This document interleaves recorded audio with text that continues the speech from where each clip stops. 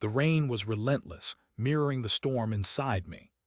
Alistair, a 43-year-old software engineer in Seattle, stared out the window, the Space Needle a blurred silhouette in the distance.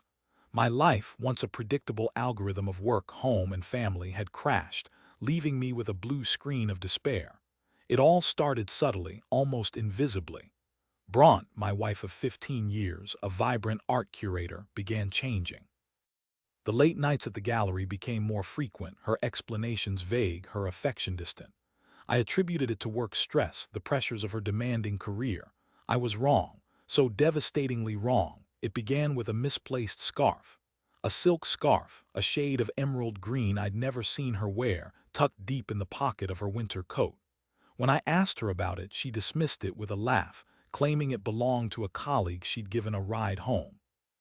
She must have left it, she'd said, her eyes meeting mine with what I now recognize as practiced deception. Then came the phone calls. Whispered conversations in the hallway, the screen quickly turning off when I entered the room. Just work, she'd say, a little too quickly, a little too defensively. I wanted to believe her. I desperately wanted to believe her. Our life was good, wasn't it? We had a comfortable home, 2 wonderful children, a shared history. The thought of Bronte betraying me, of shattering our carefully constructed world, was unbearable. So I ignored the warning signs, the nagging doubts that gnawed at my insides. I buried myself in work, hoping the feeling would pass, but it didn't. It intensified, growing stronger with each passing day. The scarf, the phone calls, the late nights were all pieces of a puzzle I was too afraid to assemble. The final piece arrived in the form of an email. A simple, innocuous email, easily dismissed as spam. But something about the sender's name, Lysander, triggered a wave of unease. I shouldn't have done it, I know that now, but I did. I opened Bronte's email account. The password, thankfully, was still the same. Leonardo1978, a reference to her favorite artist and birth year. There it was. A thread of emails spanning several months, filled with confessions of love, shared secrets, and intimate details I thought belonged only to us. Lysander, a name I didn't recognize. A man who had stolen my wife's heart. I felt like I'd been punched in the gut. The air left my lungs, leaving me gasping for breath. The room spun, the walls closing in. I stumbled backward, collapsing onto the bed, the laptop falling to the floor with a dull thud. The rain outside intensified, drumming against the window pane like a mournful dirge. I read the emails again, each word a fresh wound. They spoke of stolen moments, secret rendezvous, a passionate affair that had been blossoming right under my nose. Bronte's words, once filled with love for me, were now directed at another man. "I can't stop thinking about you," she wrote. "Being with you feels alive. Was I making her feel dead? I replayed the last few months in my head, searching for clues, for moments when I could have intervened, when I could have saved our marriage. But all I found were missed opportunities, unspoken words, and a growing distance I had failed to bridge. The pain was excruciating, a searing agony that consumed my entire being. I felt betrayed, humiliated, and utterly alone. How could she do this to me, to us? To our children? I spent the next few hours in a daze, pacing the house like a caged animal. I couldn't eat, I couldn't sleep, I could barely breathe. The images from the emails replayed in my mind, torturing me with their vivid details.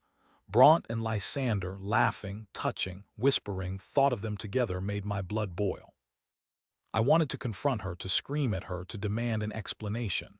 But I couldn't, not yet. I needed to think, to plan, to figure out how to navigate this devastating new reality. I decided to wait until the children were asleep. I didn't want them to witness the explosion that was sure to come. That evening, Bronte arrived home late as usual. She kissed me on the cheek, her touch feeling foreign and unwelcome. "Long day," she said, her voice tired. "How were the kids?"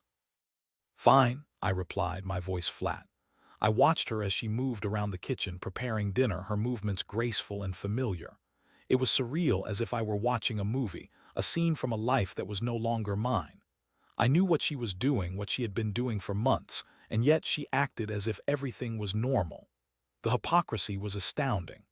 After dinner, we put the children to bed, reading them stories, tucking them in, pretending that everything was okay. It was the hardest thing I'd ever done. Once the children were asleep, I led Bronte into the living room. I didn't say a word. I simply handed her the laptop, open to the email thread. Her face paled as she read, her eyes widening in disbelief. "Alistair," she began, her voice trembling. "What is this?" I asked, my voice cold and hard. "Don't insult my intelligence. You know exactly what this is." She started to cry, the tears streaming down her face. "I can explain," she sobbed. "There's nothing to explain," I said. "It's all right there in black and white." "It just happened," she pleaded. "I didn't mean for it to happen." "What do you mean it just happened?" I asked, my voice rising. "Did you just accidentally fall into bed with another man? Did you accidentally write him love letters? Did you accidentally betray your husband and your family?" She didn't answer. She just continued to cry, her body shaking with sobs. I felt a surge of anger, a white-hot rage that threatened to consume me. "Who is he?" I demanded. "Lysander Thorne, who is he?" He's a colleague," she stammered, "from the gallery." "A colleague," I repeated, my voice dripping with sarcasm. "Is that what you call him, a colleague? It's more complicated than you think," she said. "No, Bronte," I said. "It's not complicated at all. You cheated on me, you betrayed me, you broke our vows. That's not complicated. That's simple." She tried to touch me, but I recoiled, disgusted by her touch. "Don't," I said. "Just don't." "I still love you, Alistair," she said. "I know this is hard to believe, but I do." "Love me?" I scoffed. "If this is what love looks like, I don't want it." Next few weeks were a blur of lawyers, paperwork, and painful conversations. Bronte moved out, taking only her clothes and personal belongings. The house felt empty without her, filled with a silence that was deafening. The children were confused and heartbroken, struggling to understand why their mother had left. I tried to explain it to them in a way they could understand, shielding them from the ugly details of Bronte's affair. I focused on being there for them, on providing them with the love and support they needed to get through this difficult time.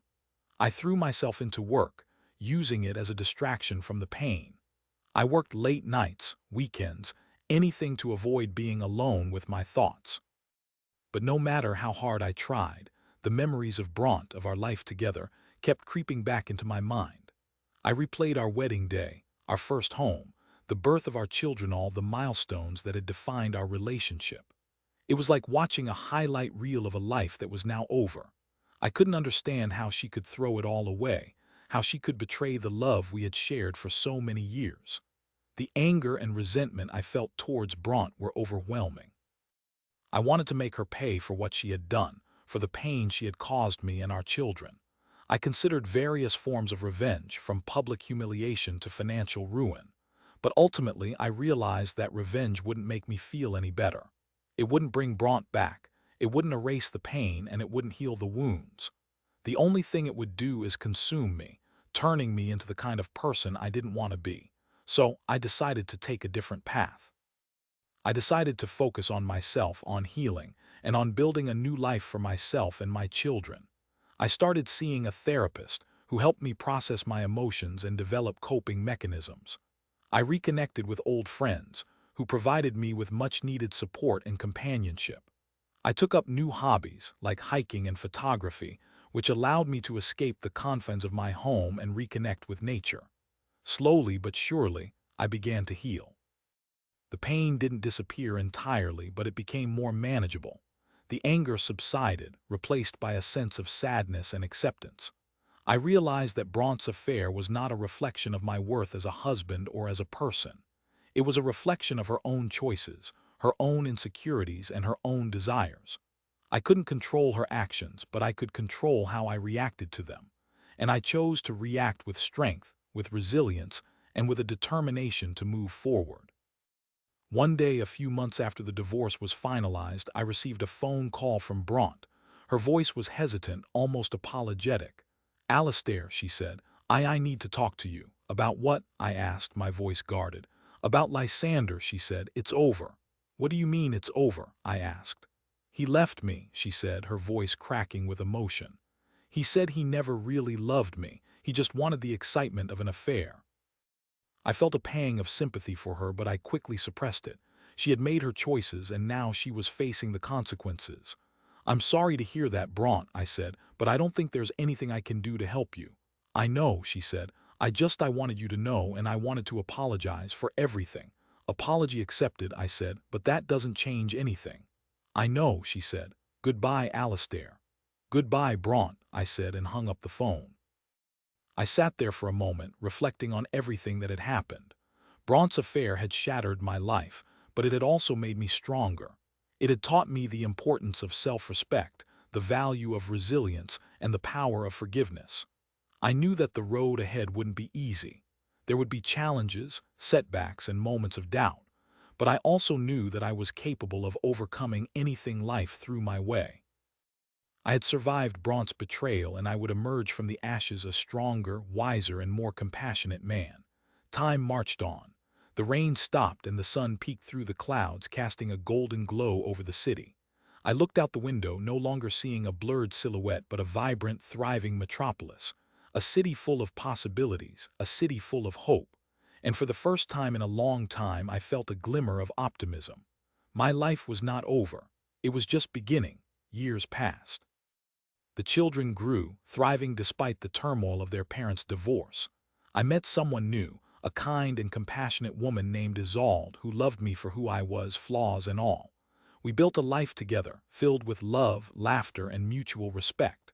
Bronte, I heard through mutual acquaintances, had never truly recovered from her affair with Lysander. She bounced from relationship to relationship, searching for the happiness she had once taken for granted. She never found it. One day I received a letter from Bronte. It was handwritten, her familiar script shaky and uneven. In it, she poured out her heart, confessing her regrets, acknowledging the pain she had caused, and begging for my forgiveness. She admitted that her affair with Lysander was a mistake, a desperate attempt to fill a void within herself. She realized too late that she had everything she ever wanted in me and our family. She had destroyed it all for a fleeting moment of passion, a moment that had cost her everything. I read the letter with a mixture of emotions, sadness, pity, and a lingering sense of anger, but also a glimmer of forgiveness. I realized that holding onto the anger and resentment would only hurt me in the long run. It was time to let go, to move on, and to finally put the past behind me. I wrote Bronte back, a short, simple letter. I told her that I forgave her, not for her sake, but for my own. I wished her well and hoped that she would find peace and happiness in her life. I sealed the letter, dropped it in the mailbox, and walked away. As I walked, I felt a weight lift off my shoulders, a burden I had been carrying for years. I was finally free. Free from the pain, free from the anger, and free from the past. I looked up at the sky, the sun shining brightly overhead. The future stretched before me, full of possibilities. And I knew with absolute certainty that I was ready to embrace it. My story is not a story of revenge. It's a story of survival, of resilience, and of the power of forgiveness. It's a story about finding light in the darkest of times and emerging from the ashes stronger and wiser than before. It's a story about choosing to heal, to grow, and to build a new life, even after being betrayed by the person you loved most in the world.